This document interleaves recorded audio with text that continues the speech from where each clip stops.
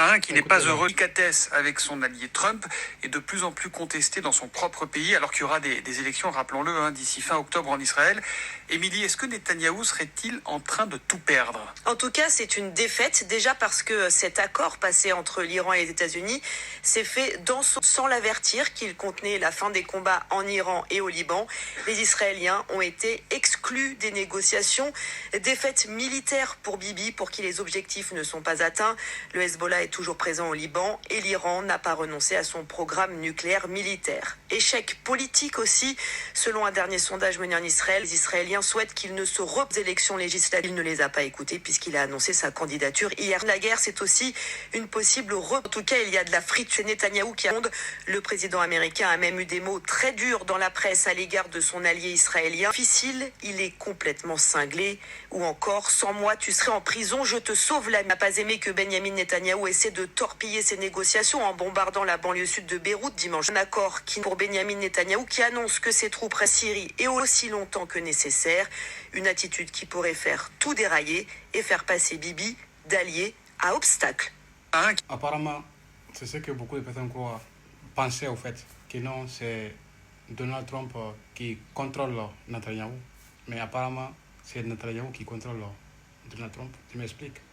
Mais déjà, avant de continuer cette vidéo, je vous prie de vous abonner, liker et partager dans toutes les groupes. Pourquoi donc je dis non, c'est Netanyahou qui contrôle Donald Trump? Parce que tout simplement, Netanyahou a refusé d'obéir Donald Trump. Pour les personnes intelligentes, Donald Trump devait se poser la question à savoir pourquoi Netanyahou ne m'obéit plus.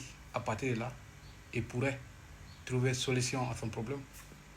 Ah oui, parce que c'est un problème. Quand quelqu'un t'obéit à la dernière minute, il t'obéit plus, c'est que sûrement il a quelque chose de compromettant en tenant compte. C'est ça la politique. En politique, quand quelqu'un accepte tout ce que tu lui dis, mais il arrive à un moment où ce que tu lui dis, il ne comprend plus, il ne fait plus, c'est que sûrement il a quelque chose de compromettant. C'est ça la raison pour laquelle voilà, il prend son propre envol. Alors, il y a un moment où on disait que non, affaire de stop time, que Donald Trump ou les Israéliens auraient fuité une des vidéos de Donald Trump, dont à la dernière minute, cette vidéo a été disparue. C'est exactement ça. Raison pour laquelle Netanyahou a décidé de frapper le Liban pour saboter cet accord qui devait être lié avec l'Iran et l'Amérique, signé au moment. Mais déjà avant ça, Netanyahou avait dit que ce n'était pas la bonne formule de signer accord de paix avec l'Iran.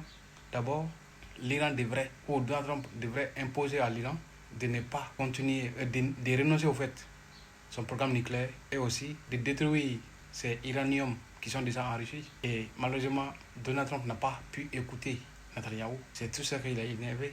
Et aussi, Donald Trump n'a pas invité Netanyahou sur la table de négociation. Parce que pour lui, Netanyahou, c'est son petit, donc lui, il n'a rien à faire sur la table. Soit il était convaincu, ou peut-être il était convaincu quand Netanyahou sera là, les Israéliens n'allaient pas accepter. C'est la raison pour laquelle il a fait l'Amérique et l'Iran. Il avait pensé peut-être ça pourrait aller. Et malheureusement, côté Israël n'a pas vu de la sorte. Et lui aussi, il a joué sa carte pour saboter. Après, il a laissé les Américains parler. Et lui, il était convaincu dès l'instant où il va déposer le fameux dossier qu'il a, Donald Trump va revenir en arrière. Parce qu'il avait dit que c'est l'Amérique seule qui soutient Israël. Sinon, l'Israël n'est rien. Aucun pays au monde ne soutient l'Israël. Donc, et aujourd'hui, et hier, Trump dit à l'Iran que si l'Iran ne revient pas, qu'il va frapper l'Iran, qui est plus grave que nous d'habitude. Et les Iraniens doivent dire qu'ils sont prêts. Donnez-moi votre idée en commentaire, les gars. Les Iraniens doivent-ils revenir ou pas?